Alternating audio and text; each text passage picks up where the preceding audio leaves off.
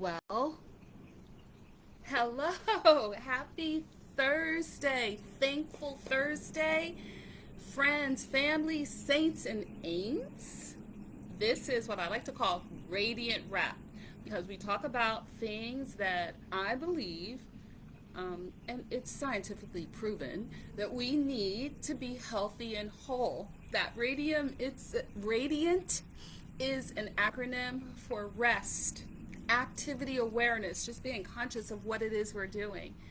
Our diet, that nutrition, our introspection, which is our prayer and meditation, agua, water, note taking or journaling, writing things down, and training of our mind and our body. And I do my best to touch on one or more of those things every week because they all encompass meals, movement, mindset.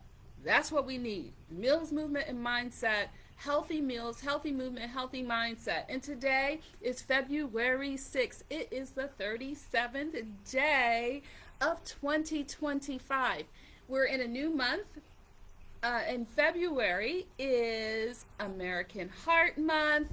It is, among other things, I'm just naming a few, National Cancer Prevention Month. It is Teen Dating Violence Awareness Month. Teen Dating Violence Awareness Month. So super serious. And National Children's Dental Health Month.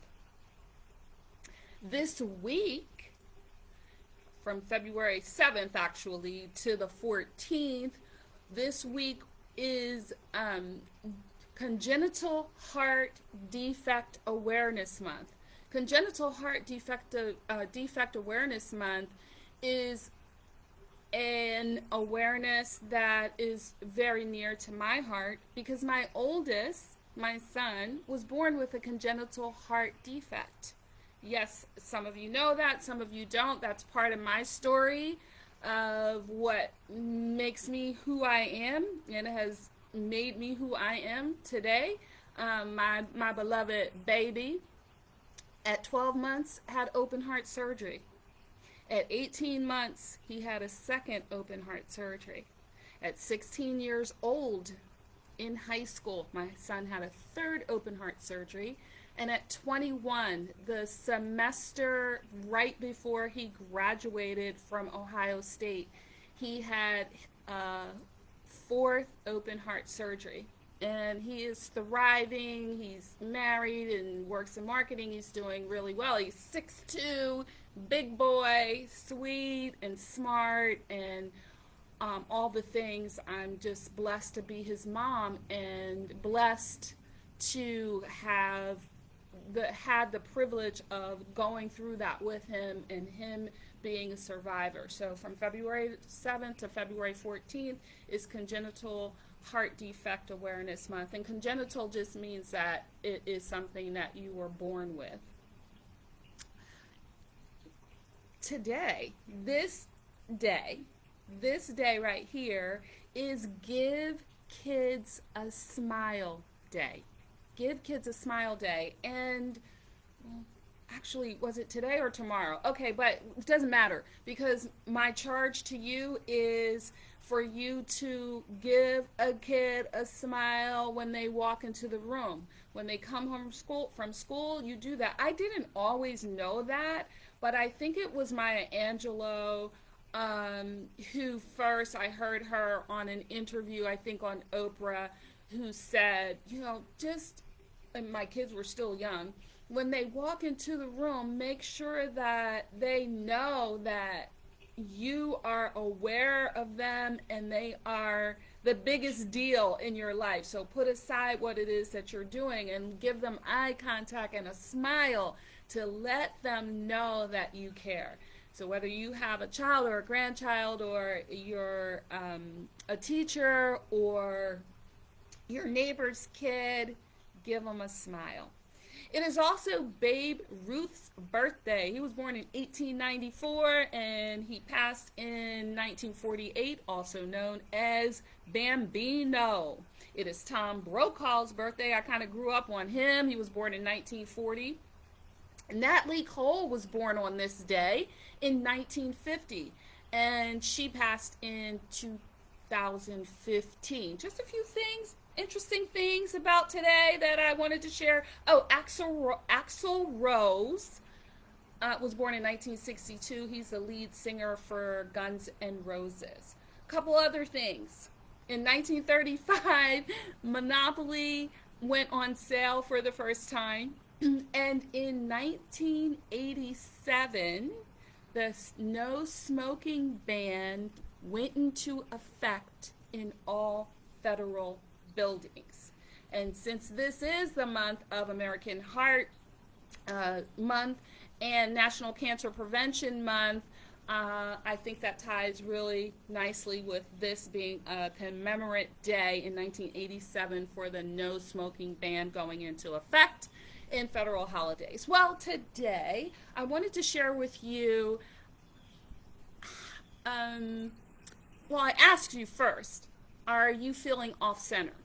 And I wanted to share with you because I felt like I was feeling off centered when I entered 2025 in a way, just that God was wanting more from me. You know, just there was something that I needed to do more. And maybe you feel that way, or maybe you're not feeling that way, but you still are feeling that there's growth that is required of you. And I really do, I felt like I came across something, or God blessed me with something that I'm excited to share with you. Maybe you're wondering what it is that you could do to shift overall, your overall being. And so, and there's plenty of things that I could share, but one thing in particular points out and how it came about. Just a lot of reflection, really. As the year comes in, I always do a lot of self-reflection. My church does too. We did a prayer and meditation for 10 days. It involved some fasting. And during that time,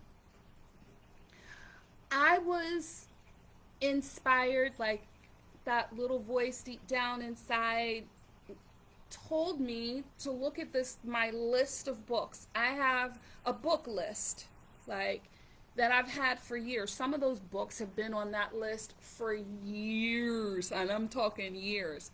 And one just kind of lifted off the page a little bit. Too Busy Not to Pray. Too Busy Not to Pray. And I was like, you know what? I'm going to read that book by Bill Hybels. So that wasn't the book of the month. I've started in the last 6 months, like with the company that I've partnered with. We read a book, and then there's the West Chase Gals. They read a book. So I'm reading these books, but this wasn't one of them. It was a book that was on my list, like I said, from years ago. So I read this book, Too Busy Not to Pray, Slowing Down to Be with God. Now, I recognize that not everyone believes in the way that I believe. Hey, sissy, I love you so much. Hey, First Lady Tanya, how are you? She always, hey, sweetheart. Everybody's sweetheart to you, right? I just love it. And so, in reading this book, I was drawn to this system, and that's been another theme that has been repeating over and over and over again. And all of this was confirmed too through my pastor, like the Sunday after I started doing this process. And then we had a conference. I'm going to invite everyone to this conference. It was so good. I feel like I've grown like a foot in the month of January. I'm just so excited. So here's the process, and here's the thing about me sharing the process.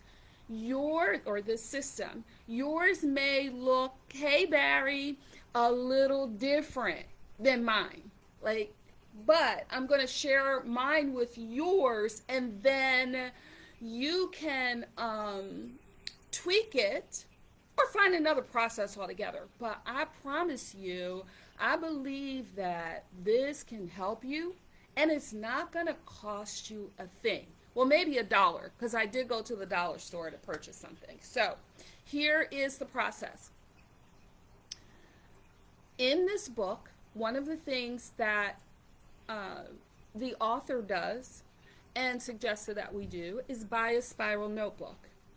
Fine. So I bought a spiral notebook, and in the spiral notebook, on the first page of the notebook, you make sure you go to a corner. This isn't, remember the title of the book is Too Busy Not to Pray. So you go find a space, a quiet space, and a time where you can be quiet. It's not a whole lot of time, but this first page you commit to writing or journaling whatever you're inspired to journal about from the day before. So the first word on the page is yesterday. And you stop after a page. You write, yesterday is the first word, and then you write. And this does a few things. It starts to settle your mind, get you more focused and centered, right? So that it can prepare you to be more present with God. And then, I don't know why it didn't have, it's just a regular spiral notebook. I didn't think to bring it out here. I should have. Just a spiral notebook. It cost me $1.25. And then at the end, no dividers, just, I don't know how many sheets, 150, I don't know. Then at the end of the book, you go to the last page of the book and you date it, same, whatever day it is, and you pray. You write out your prayer to God. And the format that you use to write to God is using the acronym ACTS. A-C-T-S. ACTS. A-C-T-S. So one paragraph is dedicated to adoration. Whatever you want to say in honor of Him, ushering yourself into Him. You're wonderful, you're, a healer, whatever. You're the creator of the universe, all that. So you go into your adoration. And then the next paragraph is your confession. Whatever you feel like where you're falling short or you've fallen short, like, a lot of, I'm being a perfectionist. I'm being a procrastinator. And I'm writing these things down with Him. I am not using my time wisely. I could be more diligent with my finances, how I'm spending my money, So that's the next paragraph is whatever you want to say in your confession, right? And then the T is Thanksgiving. Thanksgiving, all the things to be thankful for. And that is a practice in itself. Just all day I'm trying to be thankful. But in this paragraph, I'm writing down things that I have to be thankful for. And then the last paragraph in the ACTS, A-C-T-S, is supplication. And what supplication means are the things that you want to ask for. So you're not just going to God and asking. You give adoration, confession, thanksgiving, and then your asks. And they could be ask for you, ask for your family, ask on the behalf of others, whatever it is. And then at the bottom, amen and a big L. Okay, so here's the last part.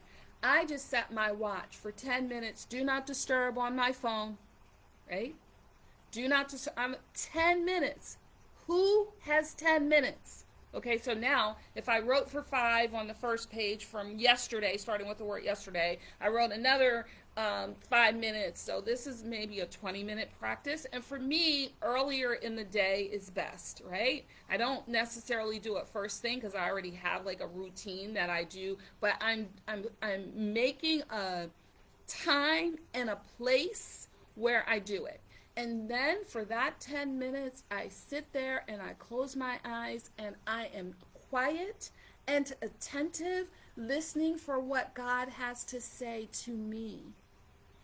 That's the hardest part because I've gotten out of practice of meditating. Bad thing to do because it's like a muscle and it gets weak. So when I try to just listen to him, try to think of just being in his presence, not just my spirit, right? So trying to block out everything else. When you first do it, it's almost impossible because our minds are trained now to go a mile a minute just to quiet down and not chatter and what about this and that. And so you will spend a lot of the time centering yourself back to nothing, just him, just Lord, speak to me. If you have something to say to me, and be quiet, right? And maybe he won't say anything, but you've taken that time to decompress and just be available. Okay, so if you're open to trying that, and you can put it in the chat, you can give me your response, or you have something else, another system that you use. Now, I do spend a lot of time. I have a morning devotion group that I spend time with in the morning. I have Bible, it's called Bible Recap, where I'm actually reading every day the Bible basically in a year, and there's a little bit of question and study with that. This is aside from that. And I'm not saying that you do all that. I'm just sharing with you something that has been a game changer for me so far. I've only done it for like my second week. This is only my second week. And it feels just so good. Now, once I leave that space, I'm charged with living out the practice, because that's, regardless of what your practice is, applying it to real life is a whole nother story. But that's what it is, and I'm giving myself grace to not be perfect and not get it right all the time, which is one of the reasons I talk to you, because if I was worried about being perfect, I would never come on here, ever. But you know what? I'm doing what I feel I'm being led to do. And that feels wonderful. Tanya, your time is early in the morning before work. And that's a beautiful, I love the morning time. That's when I have to do it in the morning,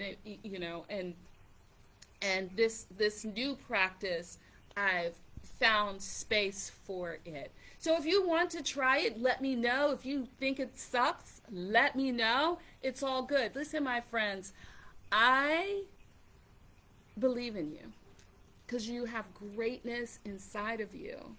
And I do love you.